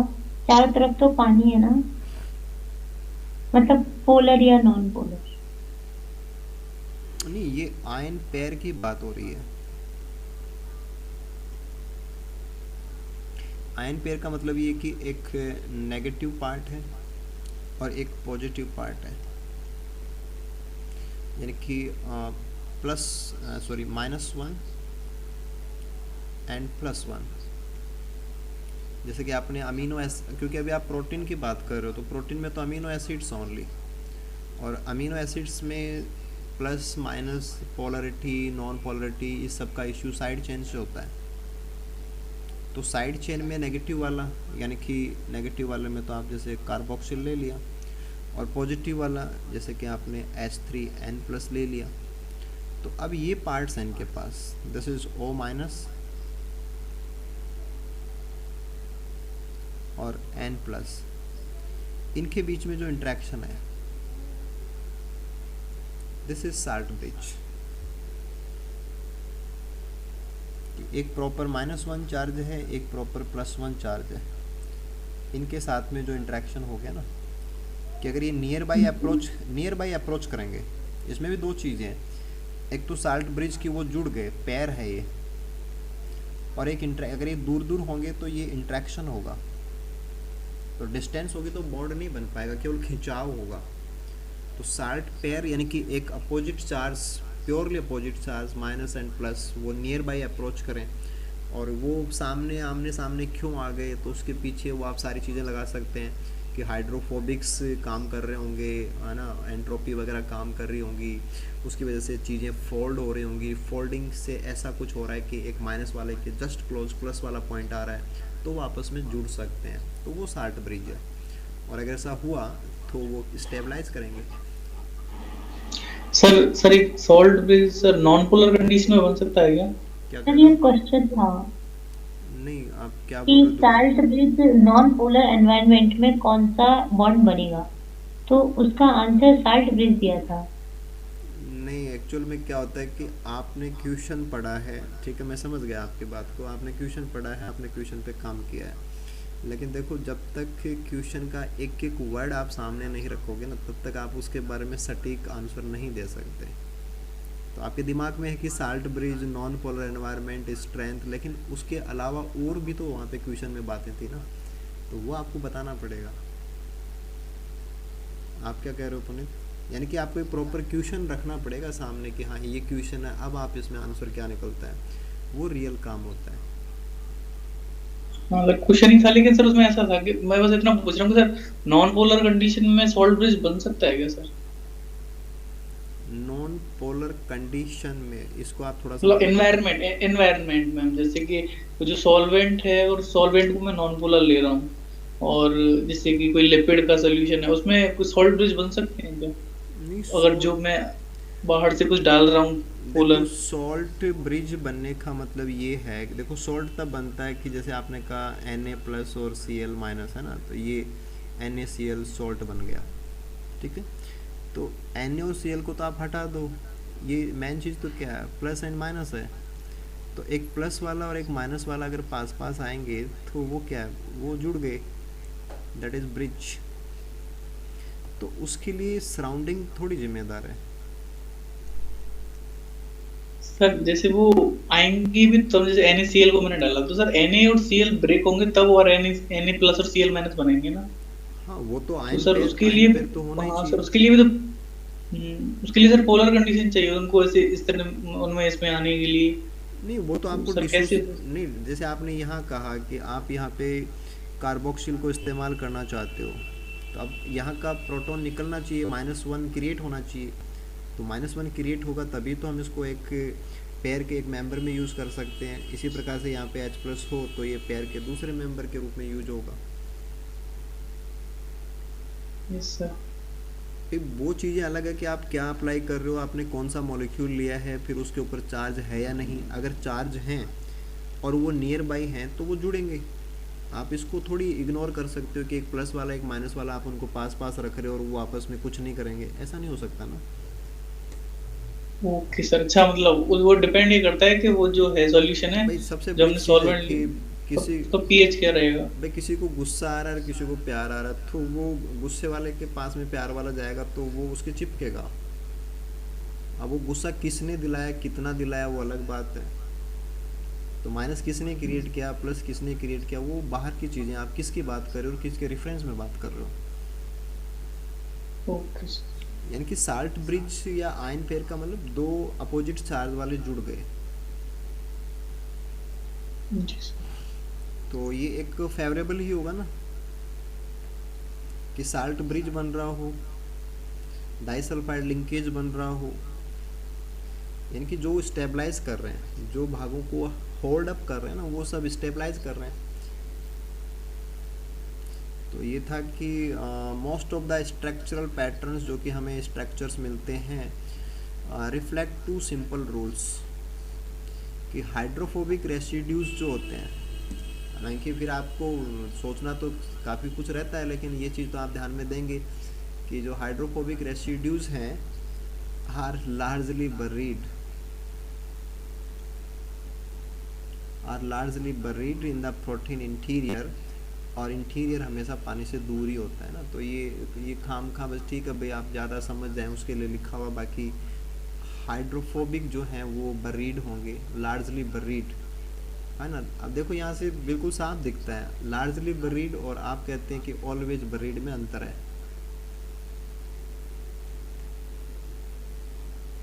लार्जली बरीड और ऑलवेज बरीड में अंतर है। जैसे आपने कहा कि आपने कितनी बार ऑब्जर्व किया, उसमें से अधिकांशतया आपको लगता है कि ये प्रोटीन के अंदर ही मिलते हैं, और जब भी ऑब्जर्व किया हमेशा ही अंदर मिलते हैं, उसमें अंतर हो जाता है। तो अगर कोई फंक्शन है या उसको सेटिस्फाई करने के लिए कोई फोर्स अवेलेबल है तो वो बाहर भी हो सकता है, अदरवाइज मेनली वो अंदर ही बरीड होते हैं। यानी कि कॉन्सेप्ट में आपने दो चीज़ें सीख ली, लेकिन आप कौन सी चीज़ को कहाँ कितना लगाएं, ये आपको खुद का सोचना होता है कि आप क्या प्रॉब्लम दे रखे आपको और कैसा इक्वेशन दे रखा आपको, और आपको उसमें कौन सी चीज़ को कितना अप्लाई करके और आंसर तक जाना है। और दूसरा क्या होता है कि the number of hydrogen bonds with in the protein is maximised, यानी कि आप ऐसे कह सकते हैं कि प्रोटीन के अंदर जितने ज़्यादा से ज़्यादा हाइड्रोजन बॉन्ड बन सकते हैं वो बनने चाहिए। यानी कि फोल्डिंग के लिए वो सारी चीज़ें आप अच्छी मानेंगे जो हाइड्रोजन बॉन्डिंग को प्रमोट करती हैं, जो हाइड्रोजन बॉन्डिंग को प्रमोट करती हैं। और आप इसमें कंफ्यूज ना हो इसके लिए आप इसको ध्यान रखें कि ये इंट्रामोलिकुलर हाइड्रोजन बॉन्डिंग है, यानी कि पेप्टाइड के खुद के हिस्से आपस में हाइड्रोजन बॉन्डिंग से जुड़े, ये उसकी बात हो रही है। हाइड्रोजन बॉन्डिंग तो पानी से भी हो सकती है, अगर पानी से हाइड्रोजन बॉन्डिंग हुई तो वो अनफोल्डिंग हो जाती है। तो दो बड़ी चीज़ें हैं कि हाइड्रोफोबिक जहाँ तक हो सके अंदर बरीड होने चाहिए, और दूसरी बड़ी चीज़ कि जितने ज़्यादा हाइड्रोजन बॉन्ड इंट्रामोलिकुलर बन सकते हैं वो बनने चाहिए, या वो जिस रास्ते से बनाए जा सकते हैं वो रास्ते फोल्डिंग के लिए अच्छे हैं। इनसॉल्युबल प्रोटीन्स, अब देखो इनसॉल्युबल प्रोटीन जो पानी में नहीं घुलती, यानी कि जो नहीं खुलती, जो पानी में नहीं घुलती इसका मतलब जो फोल्ड ही रहती है, अनफोल्ड नहीं होती। And proteins with in the membrane, insoluble protein जो पानी में डिजोल्व नहीं होती, and proteins with in membrane. Protein with in membrane एक अलग इश्यू हो जाता है, क्योंकि मेम्ब्रेन अपने आप में क्या है, एक पानी से बिल्कुल अलग एनवायरनमेंट है वो, ये नॉन पोलर है, और नॉन पोलर में कोई एग्जिस्ट कर रहा है। तो नॉन पोलर में जो एग्जिस्ट करेगा तो साइड के ऊपर कौन होंगे, नॉन पोलर होंगे। और अगर आप पानी के अंदर बात करेंगे तो वहाँ पे होंगे पोलर। तो पानी में कोई प्रोटीन है उसके लिए आप अलग प्रकार से सोचेंगे, मेम्ब्रेन में कोई प्रोटीन, क्योंकि मेम्ब्रेन का एनवायरनमेंट पानी के एनवायरनमेंट का जस्ट रिवर्स है, ये नॉन पोलर एनवायरनमेंट है, पानी का एनवायरनमेंट पोलर होता है। तो यहाँ ओरिएंटेशन बिल्कुल उल्टा हो जाएगा। वहाँ हम कहते थे कि जो हाइड्रोफोबिक हैं वो अंदर होते हैं, यहाँ पे हम कहेंगे कि हाइड्रोफोबिक हैं वो बाहर होंगे। तो follow somewhat different rules because of their functions and their environment, but weak interactions are still critical structural element. समझ पाया बात को कि मेम्ब्रेन के अंदर कोई लगी हुई प्रोटीन है तो ये अच्छी बात है कि उसमें जो पोलर हैं वो अंदर होंगे और जो नॉन पोलर हैं वो बाहर होंगे।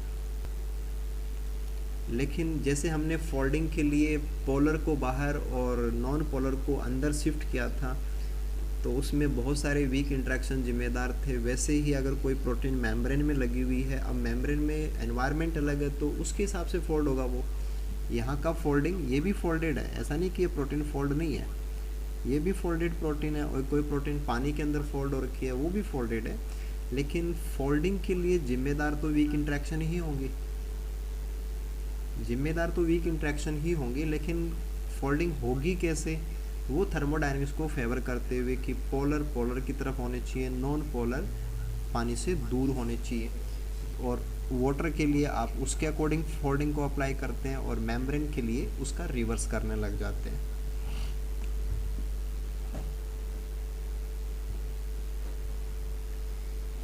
ठीक है, तो ये कुछ बेसिक पॉइंट्स थे प्रोटीन की फोल्डिंग को लेकर के, आप इनको कवर करेंगे। और कुछ बस थ्योरेटिकल चीज़ें आप मान सकते हैं कि आपके जो कॉन्सेप्ट है कि आप कैसे लेते हैं क्वेश्चन को, है ना। कि जैसे यहाँ से एज इट इज़ तो आपको कुछ नहीं करना है, बस ज़्यादा बात ही नहीं आई है। वीक इंट्रैक्शन ऐसा आया, फ्री एनर्जी डिफरेंस, पानी के साथ जुड़ना या खुद के साथ जुड़ना, है ना। चार्ज के साथ रखें या ना रखें, चार्ज वाले को बाहर रखें या ना रखें, मेम्ब्रेन के अंदर क्या वैसे ही लें या उसका रिवर्स करें। तो जस्ट आप इनको क्लियर करें कि एग्जैक्टली ये मतलब क्या है और एग्जैक्टली ये फोल्डिंग में कैसे काम करती हैं सारी चीज़ें, ताकि जब आप क्वेश्चंस पे जाएं, क्योंकि क्वेश्चन बहुत इजी, इस लेवल के क्वेश्चन काफ़ी इजी होते हैं, बस आपको अप्लाई करना होता है। तो अगर आप चीज़ों को अच्छे से समझ पा रहे हैं तो फिर क्वेश्चन आपके गलत नहीं होंगे ना। तो बेटर है कि आप इनको बहुत अच्छे से कवर करें और चीज़ों को समझें ना। और ऑलमोस्ट जब आपके क्वेश्चंस पे आप काम कर लेंगे तो ये चीज़ें आपको और क्लियर हो जाएंगी। तो अच्छा है कि आप इन चीज़ों को कवर अप कर लें ना। ठीक है, यहाँ तक कोई दिक्कत हो? है। हाँ, और एक मतलब एक अल्फा हेलिकल स्ट्रक्चर बनानी है, तो उसमें अगर हम N2N+4 कंडीशन पर हाइड्रोफोबिक ले लें और बीच में अगर पोलर अमीनो एसिड ले लें तो ऐसी हेलिक्स बन जाएगी। दोबारा बोलना। एक अल्फा हेलिक्स बनाना चाहते हो, ठीक है। उसमें हम N और N+4 कंडीशन पर हाइड्रोफोबिक अमीनो एसिड लें, N+4 के ऊपर आपने क्या ले लिया? हाइड्रोफोबिक। हाइड्रोफोबिक, और मिड में इसमें हम पोलर अमीनो एसिड ले रहे हैं। और बाकी आपके पोलर है, मतलब पोलर सिस्टीन या कुछ भी हो तो ऐसी हेलिक्स। बाकी पोलर हैं, ठीक है। तो जैसे आपने कहा कि N+4, तो पहले तो आप ये बताएं कि भाई N+4 तो सारे ही होंगे। सारे का मतलब पहला और पांचवा, दूसरा और छठा, है ना, तीसरा और सातवां, ये सब यही तो हुआ। मतलब उसकी बॉन्डिंग में कोई प्रॉब्लम नहीं आ रही है उसके हेलिकल पैटर्न में, जो पोलर है उनसे। देखिए, इसको आप ऐसे समझ सकते हैं कि जब आप अल्फ़ा हेलिक्स की बात करते हैं तो अल्फ़ा हेलिक्स का जो कंट्रीब्यूशन आता है कि वो हाइड्रोजन बॉन्डिंग से है। कि अल्फ़ा हेलिक्स तभी बनते हैं जब हाइड्रोजन बॉन्डिंग होती है, और ये हाइड्रोजन बॉन्डिंग आपको दो अमीनो एसिड्स के बीच में करानी होती है, और ये दो अमीनो एसिड N और N+4 वाले होते हैं, ठीक है।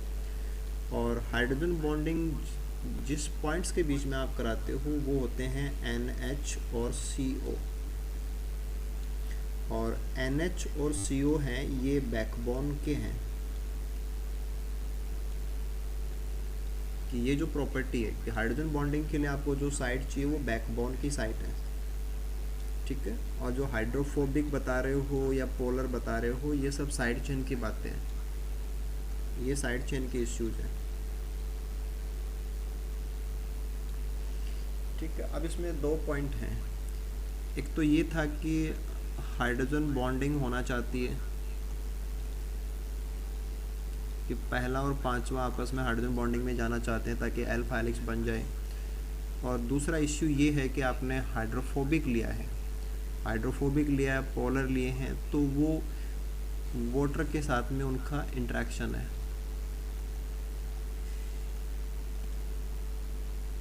तो एक तो ये होता है कि बाहर कुछ नहीं है, वैक्यूम है। सपोज आप वैक्यूम डिज़ाइन करते हैं, तो वैक्यूम में हाइड्रोफोबिक पोलर इनका कोई इशू नहीं है। चीज़ को समझने की कोशिश करना कि सराउंडिंग में पानी है तब हाइड्रोफोबिक और पोलर इनका अस्तित्व होता है। अगर सराउंडिंग में वैक्यूम आपने लिया है तो वहाँ पे हाइड्रोफोबिक और पोलर का कोई अस्तित्व नहीं है। ये चीज़ें ज़्यादा इम्पोर्टेंट हैं, ये चीज़ें ज़्यादा इम्पोर्टेंट हैं, और ये आपको इम्पोर्टेंट फील हो इसके लिए आपको ऐसे सोचना पड़ेगा कि पानी की वजह से ही जो NH और CO हैं वो बैकबोन वाले NH/CO वो हाइड्रोजन बॉन्डिंग कर पाते हैं। यानी कि पहला अमीनो एसिड पांचवें अमीनो एसिड के पास में आ जाए घूम करके, और वो एक तो दो ताकत हैं कि एक तो भाई पहला अमीनो एसिड और दूसरा अमीनो एसिड क्या इतनी दूर हैं कि वो खींच नहीं पाएंगे।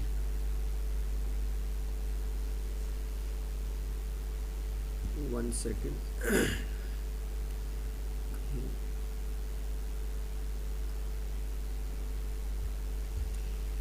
देखो दो चीज़ें आप चाहते हैं कि आप ये चाहते हैं कि पहला अमीनो एसिड और पांचवा अमीनो एसिड इनके बीच में हाइड्रोजन बॉन्ड बन जाए तो अल्फा हेलिक्स बनने लग जाएगी, ठीक है। और फिर आप ये भी तो देखें कि पहला अमीनो एसिड और पांचवा अमीनो एसिड इनके बीच में 4 अमीनो एसिड और हैं, और अमीनो एसिड से हमें कोई इशू नहीं है, हमें इशू है साइड चेन से। तो हर जगह पे साइड चेन्स हैं, और वो जो साइड चेन्स हैं उन साइड चेन्स के साथ पानी के इश्यूज होंगे, वाटर के इश्यूज। पानी अगर परमिट कर रहा है, पानी अगर फोल्डिंग के लिए परमिट कर रहा है, तभी हमारा पहला अमीनो एसिड 5वें अमीनो एसिड के पास आ पाएगा। अगर पानी उनको होल्ड कर ले, यानी कि इन पहले अमीनो एसिड को पानी अपनी तरफ पकड़ के रखे और इसको पानी अपनी तरफ पकड़ के रखे, तो फिर वो हाइड्रोजन बॉन्डिंग के लिए फ्री नहीं हो पाएंगे। तो हाइड्रोजन ये जो भी है, जैसे हमने स्टार्टिंग में ये बात कही थी कि जब राइबोसोम के ऊपर जब आप प्रोटीन सिंथेसिस कर रहे होते हैं तो पेप्टाइड यहाँ से निकल रही होती है और इसी में अमीनो एसिड्स की साइड चेन है,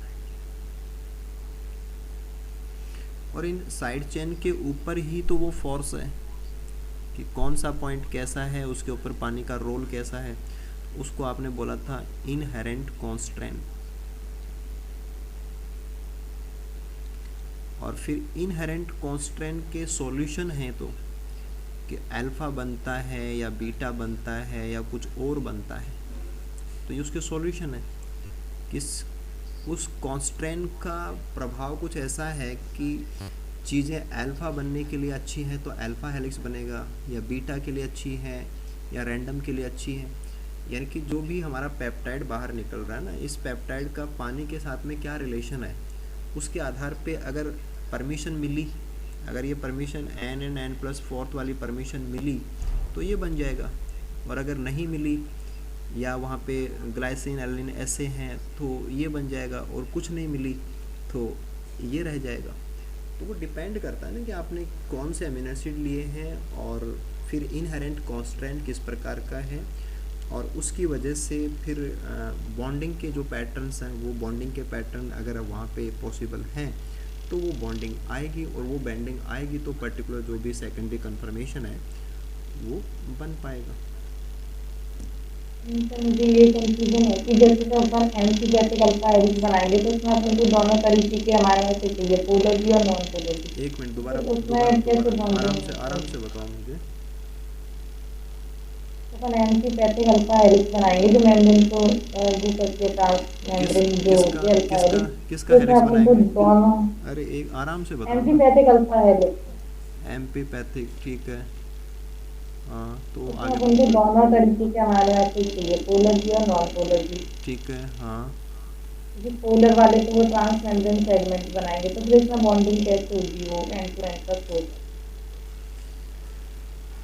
अरे भाई आप क्या कहना चाहते हैं, और वो पॉइंट यहाँ इस प्रकार से समझो।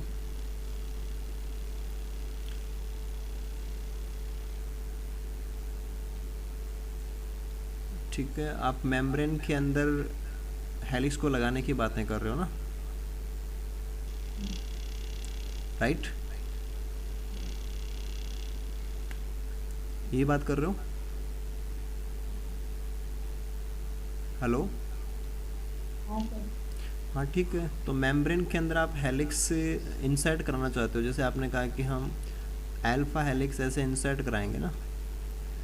तो एक बार ये तो जैसे हम सामने से देखते हैं तब है, और अब आप इसको ऐसे देखो एक बार कि हमने इसमें एक हेलिक्स इंसर्ट करा रखी है ना। ऐसे तो क्या कि वो बनेगा नहीं ऐसा डायग्राम, क्योंकि वो तो एक के नीचे आएगा ना, इसलिए बनेगा नहीं। तो आप केवल समझें उस चीज़ को, तो मैं ड्रा कर रहा हूँ, आप केवल उसको समझने की कोशिश करें कि ये एक हेलिक्स बन रही है, ठीक है, और ये रोटेट होते हुए अंदर तक चली जाएगी ना, मेम्ब्रेन को आर पार कर देगी। अब यहाँ पे अमीनो एसिड्स हैं, ओके, इन अमीनो एसिड्स में साइड चेन है,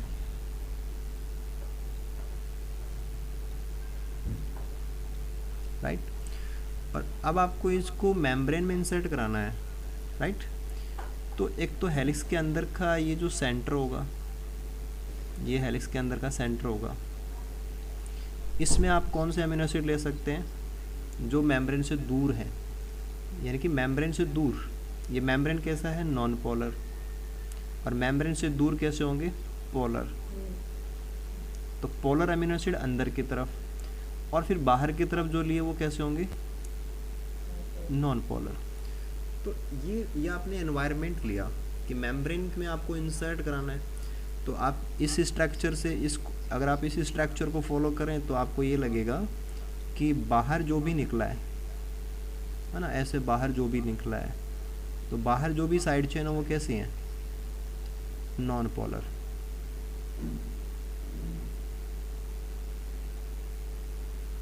अगर आप पानी में लेते तो उल्टा हो जाता, वहाँ पे पोलर होते हैं, और अंदर की तरफ जो भी होंगे, इसमें अंदर की तरफ जो भी होंगे वो पोलर है। तो एक प्लेन बन जाएगा ना कि सेंटर जो बनेगा, इसका जो कोर बनेगा वो तो कैसा हो गया, पोलर, और इसकी पेरिफेरी कैसी हो गई, नॉन पोलर। और हम इसको बाहर से लगाएंगे ना, तो यहाँ इसको कोई इशू नहीं है, नॉन पोलर में सेट हो जाएंगे, और सेंटर में पोलर्स हैं वो नॉन पोलर से दूर हैं, तो वो थर्मोडायनेमिकली सेट हो जाएगा। तो पोलर को डिस्टेबलाइज भी तो करते हैं हेलिक्स को, फिर वो वाला इशू कैसे सॉल्व होगा? नहीं, पोलर हेलिक्स को डिस्टेबलाइज करते हैं, ये बात सही है आपकी कि आपने पोलर लिया तो वो डिस्टेबलाइज करेगा, लेकिन आप उस चीज़ को कब, जब एक्वस में लेते हैं या सेलुलर कंडीशन में लेते हैं, मेम्ब्रेन में लेंगे तो मेम्ब्रेन में तो आपको सेंटर में जो स्पेस है उसमें आप पोलर को स्टैब्लिश कर सकते हैं ना, क्योंकि हेलिक्स के बीच में, हेलिक्स के अंदर जो होगा, आप इसको ऐसे समझें कि आपने एक हेलिक्स बना दी, तो इस हेलिक्स का जो कोर है उसमें थोड़ी लिपिड है, वो तो खाली है। हेलिक्स का जो कोर है, इसका जो एक्सिस है ना, वो कोर है उसका, वो तो ब्लैंक है ना, खाली है, वो तो एम्प्टी है, और लिपिड तो यहाँ पे है, बाहर हैं।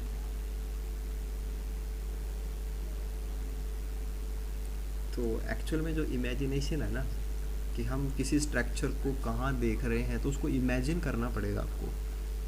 तो सर इस बार हमें ये सोचने की जरूरत तो है नहीं कि पॉजिटिव रिपेल करेंगे, क्योंकि अगर मतलब अगर वो प्रोटीन अगर एग्जिस्ट करती है तो मतलब कुछ ऐसा अरेंजमेंट है कि सारी सबको प्लस नेगेटिव के सामने है, पॉजिटिव नेगेटिव के सामने, ऐसा कुछ अरेंजमेंट अपने आप ही होगा वहाँ पे।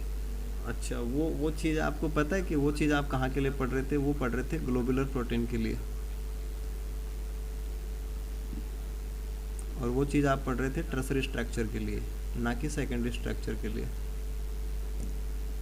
ओके, मतलब सर मैं 3D की बात कर रहा था मैं तो। हाँ, तो वही तो ना कि आप उस पॉइंट को क्लियर करो कि जहाँ पे आप फोकस करना चाहते हो, और फिर उसके लिए अप्लाई करो। पर यहाँ पे वर्क क्यों नहीं करेगा सर, मतलब 2D में? क्योंकि अगर भाई 2D तो एक लोकल सॉल्यूशन है ना, ये तो एक छोटे से हिस्से का सॉल्यूशन हुआ है, और वो सॉल्यूशन तो तब हुआ है जब यहाँ पे वो पैटर्न फॉलो हो गया हो, वरना तो ये हो ही नहीं सकता, वरना तो ये नहीं सर होगा, यही कह रहा था नहीं मैं, नहीं होगा, यही मैं कह रहा था, नहीं होगा तो रैंडम होगा, यानी कि उसके जैसा माहौल बन गया तो बन जाएगा, वरना नहीं बनेगा। ओके। और माहौल को आप देखें कि आप भाई पानी की बात कर रहे हो या मेम्ब्रेन की बात कर रहे हो। ठीक है, क्लियर हुआ हल्का? सर मतलब एमजी कहते हैं हेलिक्स मेम्ब्रेन नहीं एग्जिस्ट करेगी, एक्वस सॉल्यूशन में एग्जिस्ट नहीं करेगी। हाँ बिल्कुल भाई, मेम्ब्रेन के अंदर आप सतह के ऊपर या बाहर की साइड जो है पेरिफेरी, वहाँ पे आप ले लीजिए नॉन पोलर को, और उसके एक्सिस या जो उसका जो कोर है उस कोर में ले लीजिए पोलर को। तो ये पोलर वाले एक दूसरे के अपोजिंग फेज पे आ जाएंगे, पोलर वाले एक दूसरे के अपोजिंग फेज पे, क्या बोलना चाह रहे हो? अपोजिट फेज पे आ गया ना, ये मिड में जो आए हैं पोलर वाले अमाइनो एसिड। अपोजिट कैसे? भाई आपने एनवायरनमेंट अपोजिट किया ना, थर्मोडायनेमिक्स तो एनवायरनमेंट के अकॉर्डिंग अप्लाई करेंगे। आपने मेम्ब्रेन लिया तो मेम्ब्रेन तो पानी से रिवर्स एनवायरनमेंट है, ये लिपिड एनवायरनमेंट है, वो एक्वस एनवायरनमेंट है, तो डिफर एनवायरनमेंट का चल रहा है, तो जैसा एनवायरनमेंट उसमें उसके अकॉर्डिंग स्टेबल कौन है वो आप अप्लाई करेंगे। ठीक है, चलो ये तो कुछ स्टेबिलिटी की बातें थी। इसके बाद में पेप्टाइड बॉन्ड वगैरह, रिजिड स्ट्रक्चर, ये सब हमने डिस्कस कर लिए थे। रामचंद्रन प्लॉट ये सब भी हमारा हो गया था, है ना। अल्फा हेलिक्स ये था, ये देखो, ये आप जो कह रहे थे ना, वो ये कि ये एक हाइपोथेटिकल एक्सिस है दिस वन, कि ऐसा कोई होता नहीं है, बस ये बाहर से दूर वाली जगह, ये सेंटर में जो रोड दिखा रखी है वो सबसे अंदर की जगह है।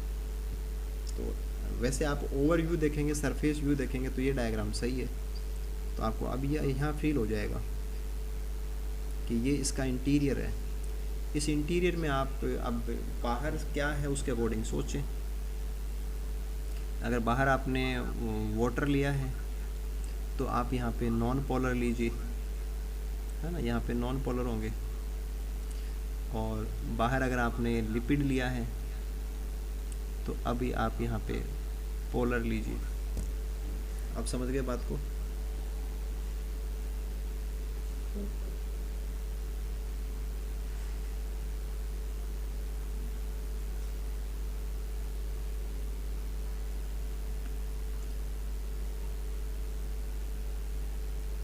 ठीक है, बीटा कन्फर्मेशंस वगैरह, पैरेलल, एंटी पैरेलल, ये सब हम बातें कर चुके हैं। ये ट्रंस की बातें थी, type first and type second turn. तो ये आपने अमीनो एसिड फर्स्ट लिया, ये सेकंड लिया, ये थर्ड एंड फोर्थ, और फोर्थ एंड फर्स्ट के बीच में हाइड्रोजन बॉन्डिंग।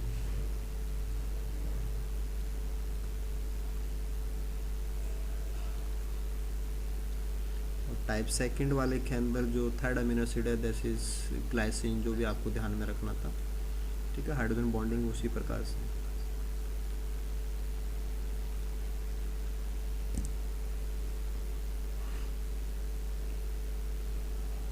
हाँ, एक प्रोलिन के लिए भी काफ़ी बार बहुत जगह पे रहेगा हमारे साथ बायोकेमिस्ट्री में कि प्रोलिन के जो आइसोमर हैं, this is the trans condition and this is cis condition.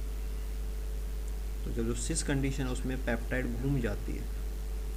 Trans के अंदर देखिए कि हमारी जो पेप्टाइड है इस प्रकार से, और सिस के अंदर तो पेप्टाइड की डायरेक्शन, यहाँ पे डायरेक्शन क्या आती है ऐसे, और यहाँ पे डायरेक्शन रिवर्स।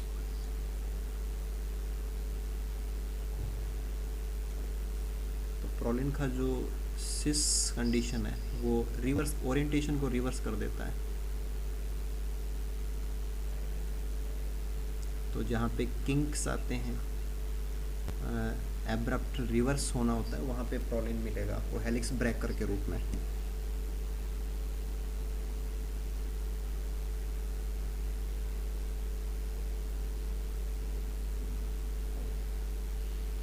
ठीक है, ये फाइब्रस प्रोटीन्स वगैरह की बातें हम कर चुके थे, कैरेटिन वगैरह की, स्ट्रक्चर ऑफ हेयर्स वगैरह, परमानेंट वेविंग वगैरह, ये सब भी हमने डिस्कस कर लिया था। कोलेजन हेलिक्स को हमने डिस्कस कर लिया था।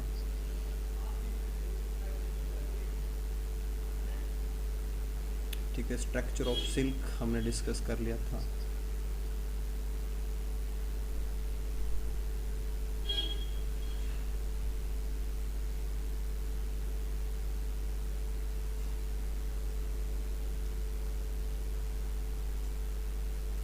ठीक है, एक इस पॉइंट को हम ध्यान में दे सकते हैं। This is C gamma endoproline and C gamma exo hydroxyproline. तो थोड़ा सा क्या होता है कि जैसे काफ़ी क्वेश्चंस हैं वो हमारे छोटी छोटी बातों को लेकर रहते हैं ना, तो ये प्रोलिन के लिए है, दिस इज फॉर प्रोलिन, और ये हाइड्रोक्सीप्रोलिन के लिए है।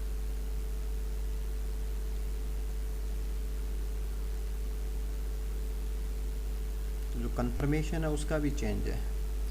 कन्फर्मेशन के अंदर इसको हम एंडो कंडीशन बोल रहे हैं और इसको हम एक्जो। तो प्रोलिन जब हाइड्रोक्सीप्रोलिन में कन्वर्ट होता है तो वो एक डेरिवेटाइजेशन है, वो तो हम जानते हैं, वो तो हमने कोलेजन फाइब्रिल्स में ले लिया था। लेकिन जो ओरिएंटेशन है वो एंडो से एक्जो में कन्वर्ट हो जाता है।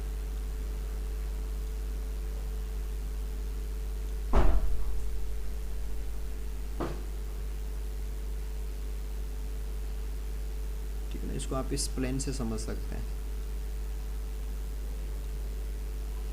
कि ये यहाँ प्लेन के अंदर की तरफ था, दिस इज एंडो कंडीशन, और अभी बाहर की तरफ है, दिस इज एक्जो कंडीशन। तो प्रोलिन जब हाइड्रोक्सीप्रोलिन में कन्वर्ट होता है तो सी गामा एंडो कंडीशन सी गामा एक्जो कंडीशन में चेंज हो जाती है।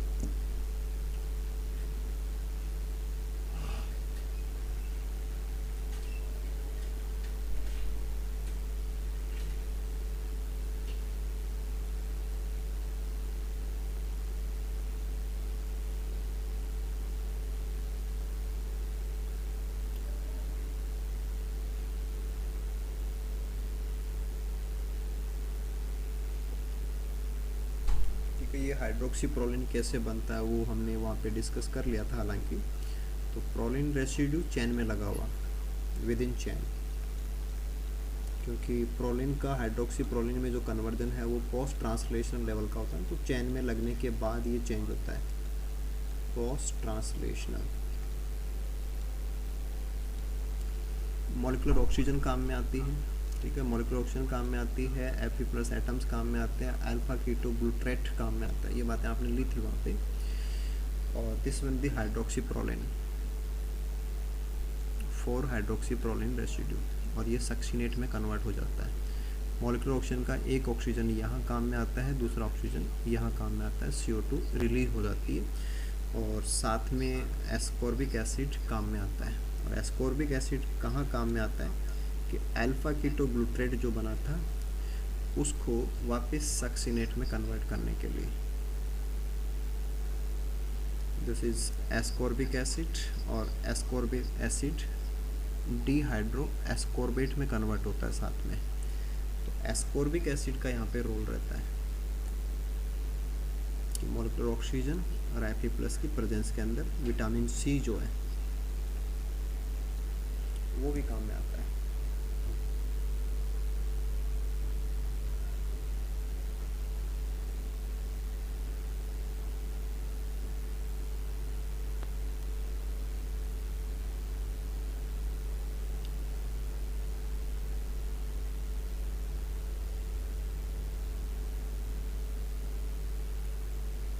ठीक है, इसके बाद में कुछ क्वाटरनरी स्ट्रक्चर्स की बातें हम कर सकते हैं कि जहाँ पे अलग अलग पेप्टाइड्स मिलकर के एक ट्रसरी स्ट्रक्चर को बनाते हैं, क्वाटरनरी स्ट्रक्चर को बनाते हैं।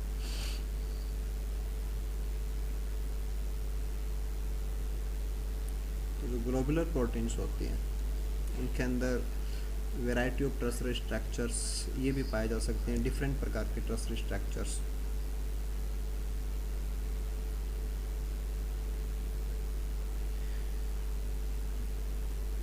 ठीक है, तो ये कुछ सेक्शन जो हमारे क्वाटरनरी को लेकर के हैं, कुछ कई बार इनसे भी जैसे कि हीमोग्लोबिन वगैरह से डायरेक्ट ट्यूशन भी आते हैं कई बार, वो भी हमें देखने पड़ेंगे।